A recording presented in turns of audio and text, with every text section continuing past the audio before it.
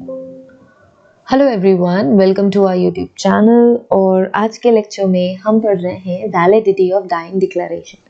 तो हमने dying declaration पढ़ा है, अगर कोई पर्सन मरते मरते कोई स्टेटमेंट देता है तो उसे हम कहते हैं डाइंग डिक्लेरेशन। देखो, सिर्फ और सिर्फ स्टेटमेंट पे बात नहीं है। अगर कोई स्टेटमेंट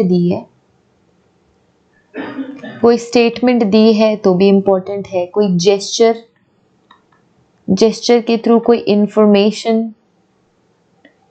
कन्वे की है तो वो भी आपका एविडेंस है। इसके अलावा किसी और पर्सन को येस और नो के साइन के थ्रू अगर कोई इंफॉर्मेशन दी है तो वो भी डाइंग डिक्लेरेशन की कैटेगरी में आएगा।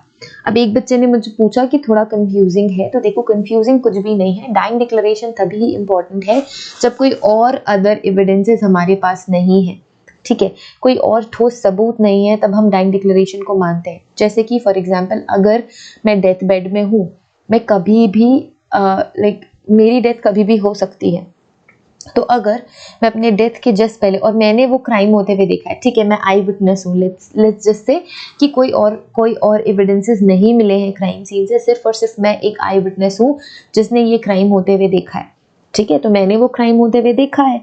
सो मैं एक बहुत ही इंपॉर्टेंट एविडेंस बन जाती हूँ क्योंकि और कोई एविडेंस नहीं है, बट मेरी हालत खराब है बिकॉज वो सारे क्राइम के वजह से लोगों ने मुझ पर अटैक कर दिया है, कुछ भी, कोई भी फिल्मी स्टोरी देख समझ जाओ, या फिर मैं उस एक्ट में इन्वॉल्व थी, या फिर मेरा इन्वॉल्वमेंट था, ठीक है, विक्टिम साइड में, ठीक है, I am not the perpetrator वाला साइड में, ठीक है। तो मैंने क्या किया कि डेथ बेड में हूँ मैं, और उसके बाद मैंने कोई इन्फॉर्मेशन दे दी मरते मरते जो मैं पहले नहीं बता पाई थी, या फिर मेरे साथ इंक्वायरी नहीं करी पुलिस ने क्योंकि मेरी तबीयत बहुत ज़्यादा ख़राब थी, मुझे हॉस्पिटल लेके जाना ज़रूरी था, है ना। सो ऐसे में अगर मरने से पहले कोई भी इंसान, जैसे कि मैं यहाँ पे अगर कोई इन्फॉर्मेशन दे देती हूँ, तो वो मेरा डाइंग डिक्लेरेशन होगा और वो कोर्ट में माना जाएगा कि ठीक है, उस पर्सन ने मरते मरते ये इन्फॉर्मेशन दी थी, ये सच है।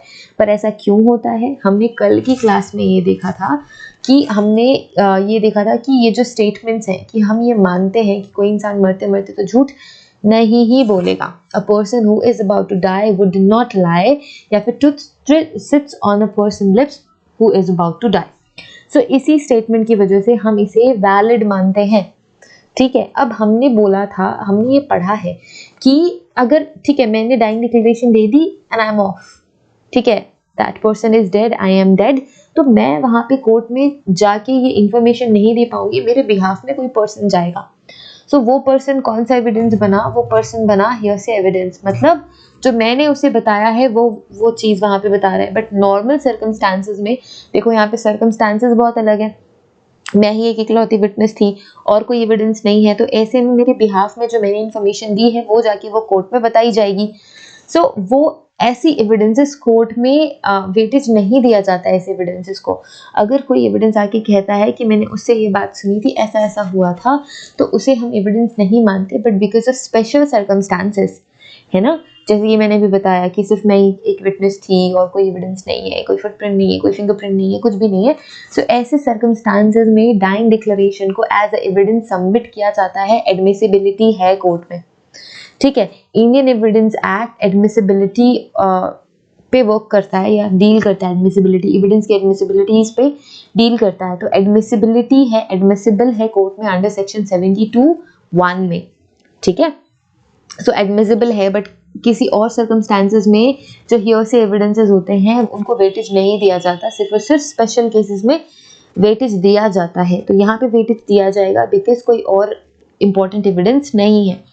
अगर कोई और इम्पोर्टेंट एविडेंस है, जैसे कि फिंगरप्रिंट है या फिर डीएनए एविडेंस है, तो लाइक कॉम्प्लीमेंट करेगा सिर्फ और सिर्फ डाइंग डिक्लेरेशन, बट इम्पोर्टेंट वो सारे एविडेंसेस ही होंगे, फिंगरप्रिंट या डीएनए एविडेंसेस, ठीक है। सो ये हमने देखा था कि डाइंग डिक्लेरेशन एक्सेप्टेबल है कोर्ट में, राइट। डाइंग डिक्लेरेशन कौन रिकॉर्ड कर सकता है या किनको ये अथॉरिटी है रिकॉर्ड करने की? तो कोई भी पर्सन रिकॉर्ड कर सकता है डाइंग डिक्लेरेशन, ठीक है। सो ये थी डाइंग डिक्लेरेशन, इजी है, सिंपल है। आज हमने पढ़ना है वैलिडिटी ऑफ डाइंग डिक्लेरेशन। देखो, वैलिड तो है कोर्ट में, बट स्पेशल सर्कमस्टांसेस में, ठीक है। स्पेशल सर्कमस्टांसेस में भी कुछ और वैलिडिटी के पॉइंट्स भी आएंगे, ठीक है। थोड़े से वैलिडिटी पॉइंट्स देखते हैं कि कैसे सिचुएशंस होंगे या कैसा क्या होगा जिसके वजह से हम वैलिडिटी देख रहे हैं, जिससे हम कह रहे हैं कि हाँ डाइंग डिक्लेरेशन वैलिड है या वैलिड नहीं है। सो आज के लेक्चर में हम यही ही पढ़ने वाले हैं। So before starting the lecture reminder है, ऐप के लिंक, टेलीग्राम के लिंक, इंस्टाग्राम के लिंक और व्हाट्सएप सपोर्ट का जो नंबर है सारा कुछ डिस्क्रिप्शन में दिया हुआ है। ठीक है, सारा कुछ कहाँ दिया हुआ है? सारा कुछ डिस्क्रिप्शन में दिया हुआ है। तो आपने डिस्क्रिप्शन में जाके इन्फॉर्मेशन ले लेनी है, ऐप डाउनलोड कर लेना है, टेलीग्राम ग्रुप का मेंबर बन जाना है, इंस्टाग्राम पे हमें फॉलो कर लेना है। कोई भी क्वेश्चन क्वेरी या हमसे कांटेक्ट करना चाहते हैं तो व्हाट्सएप पे आप मैसेज कर सकते हैं। ओके फाइन, अब हम आज की क्लास शुरू करते हैं। वैलिडिटी ऑफ डाइंग डिक्लेरेशन या फिर डिक्लेरेशन कब वैलिड होता है, डाइंग डिक्लेरेशन कब वैलिड होता है। ओके सो कब वैलिड होता है? In English law that person he she must be under expectation of death, only then this declaration is valid। अब देखो नाम ही डाइंग डिक्लेरेशन है तो उस पर्सन को मरना तो चाहिए ही ना। सिंपल सी बात है कि अगर कोई पर्सन कुछ डिक्लेयर कर रहा है या कुछ इन्फॉर्मेशन दे रहा है डेथ बेड पे, तो फिर वो मरने के पूरे चांसेस और वो मर जाता है। अगर वो नहीं मरता है तो हम डाइंग डिक्लेरेशन को उतना वैलिड नहीं मानते। हम अगर वो जिंदा तो हम फिर से पूछेंगे, पर अगर वो कुछ कहते कहते मर गया तो फिर दोबारा तो पूछ नहीं सकते ना। सो इंग्लिश लॉ में क्या होता है? इन इंग्लिश लॉ, ठीक है, इंग्लिश लॉ कह लो या जो भी, इंडियन एविडेंस एक्ट भी इंग्लिश लॉ ही है, तभी ही बनी थी ये ब्रिटिश पीरियड में। सो इंग्लिश लॉ, कोई भी पर्सन ही और शी हो सकता है, must be under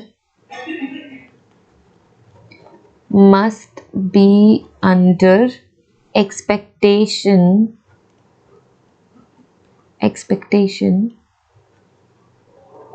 must be under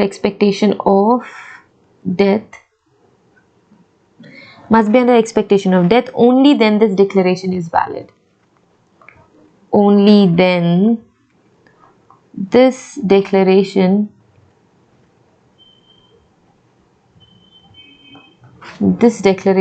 is valid। ठीक है, सिर्फ तभी ही ये डिक्लेरेशन वैलिड रहती है।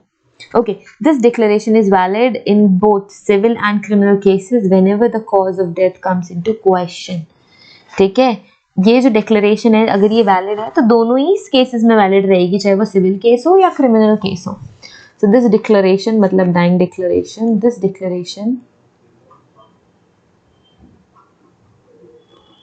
declaration is valid both in civil and criminal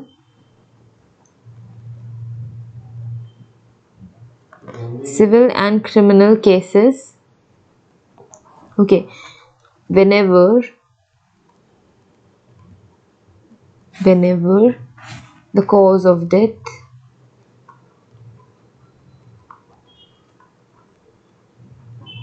is in question।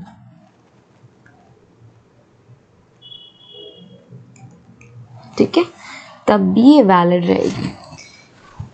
Important things जो बहुत ही ज़्यादा इम्पॉर्टेंट है, इम्पॉर्टेंट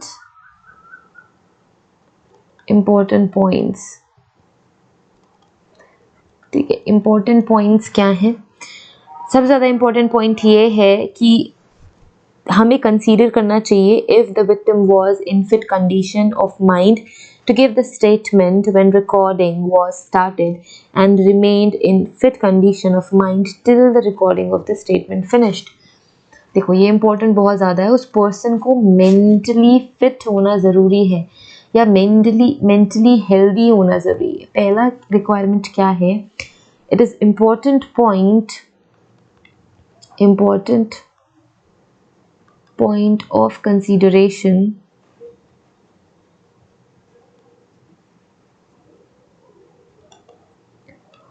consideration ठीक है, रुको,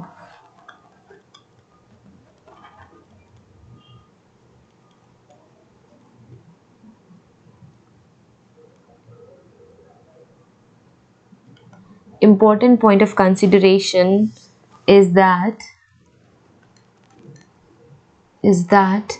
victim was in second.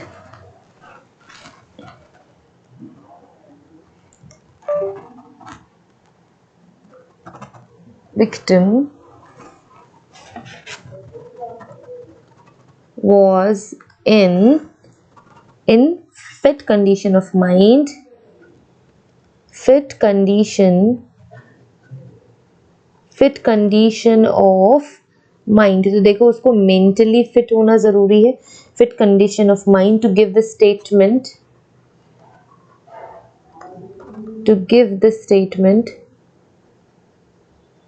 जब वो स्टेटमेंट दे रहा है या दे रही है तो उस बीच में उस पर्सन को मेंटली फिट होना जरूरी है. सो तब से तब तक मेंटली फिट होना जरूरी है when the statement was started recording. ठीक है, to give the statement from the start to end of the recording. ठीक है, तो उसे मेंटली फिट होना जरूरी है.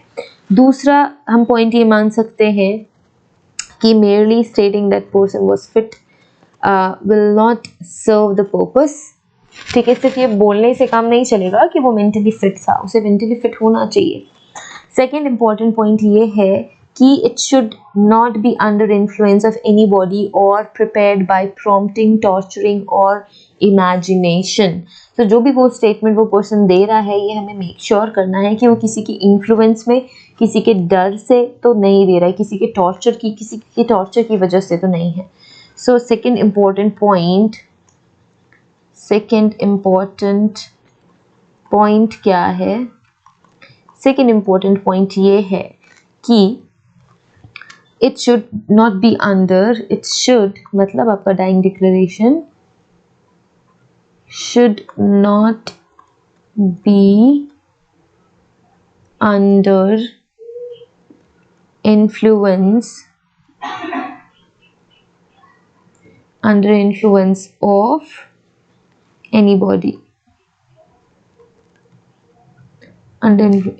of anybody, or prepared by,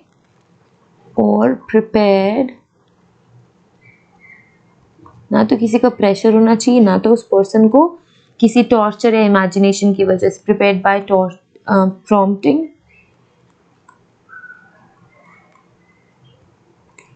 और इमेजिनेशन.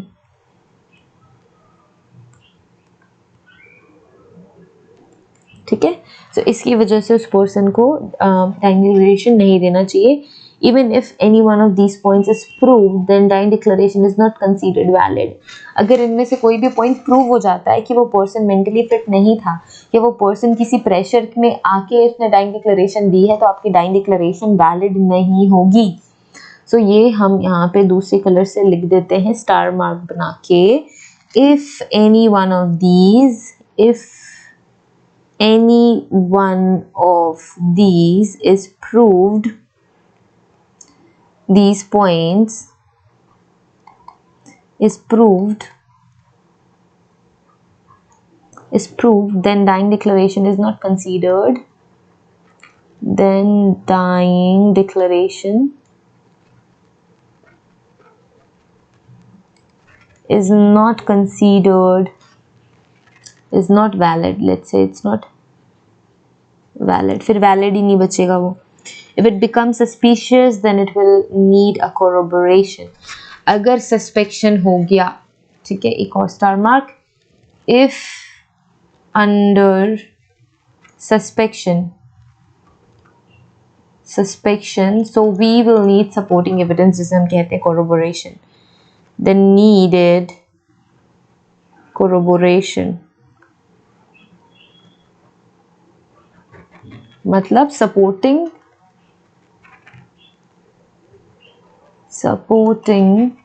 evidence. ठीक है, supporting evidence चाहिए होगा. Next important point, if a person has made more than one dying declaration. ठीक है, next क्या है? If a person is made more than one dying declaration. If a person makes more than one dying declaration, तो ये हो सकता है कि वो दोनों डाइंग डिक्लेरेशन एक ही बात कर रहे हो, ठीक है। सो फर्स्ट पॉइंट ए क्या हो सकता है, या तो वो दोनों एक दूसरे के कॉन्ट्रोडिक्टरी होंगे या तो एक दूसरे के सिमिलर होंगे। Okay, so if it enhances, if both the dying declaration is one side and they enhances the same thing, या फिर वो दोनों ही सेम स्टेटमेंट्स हैं या एक जैसे स्टेटमेंट्स हैं, तो वैलिड होगा। Okay, if the declaration are not at variance, they do not show variation, they do not show variation, they do not show variation, then it is accepted, ठीक है, तब ये accepted होगा। दूसरे केस में क्या हो सकता है, if contradictory,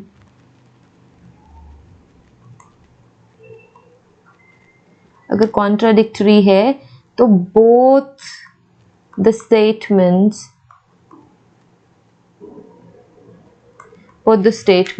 are invalid, both the statements are invalid, ठीक है, दोनों ही वैलिड नहीं बचेंगे।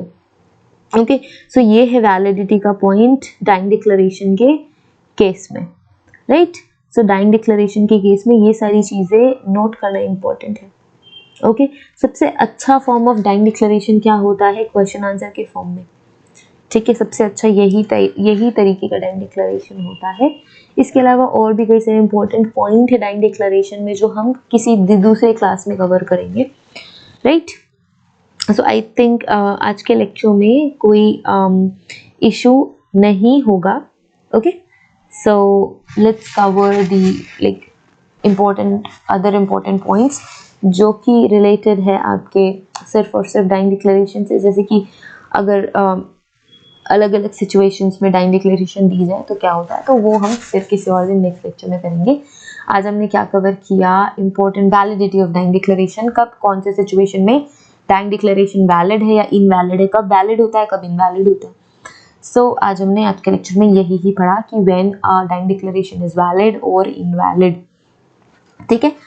अगर कोई डाउट है तो आज के लेक्चर से कोई डाउट है तो कमेंट बॉक्स में हमें बता दीजिए, हम उस डाउट को क्लियर कर देंगे। Okay, and thank you so much for watching our video. Have a great day ahead. Don't forget us to follow on Instagram, to be a part of Telegram, app download कर लो, subscribe to our YouTube channel, like this video if you like it, share it with your friends, seniors, juniors, सबके साथ share करो जो forensic students हैं, ठीक है। जो फोरेंसिक स्टूडेंट्स नहीं है, जो ये पढ़ते हैं, उनके साथ भी आप शेयर कर सकते हैं। लॉ वाले भी पढ़ते हैं तो आप शेयर कर सकते हैं अपने फ्रेंड्स के साथ। Okay, so thank you so much everyone, have a great day ahead, see you in the next lecture, bye.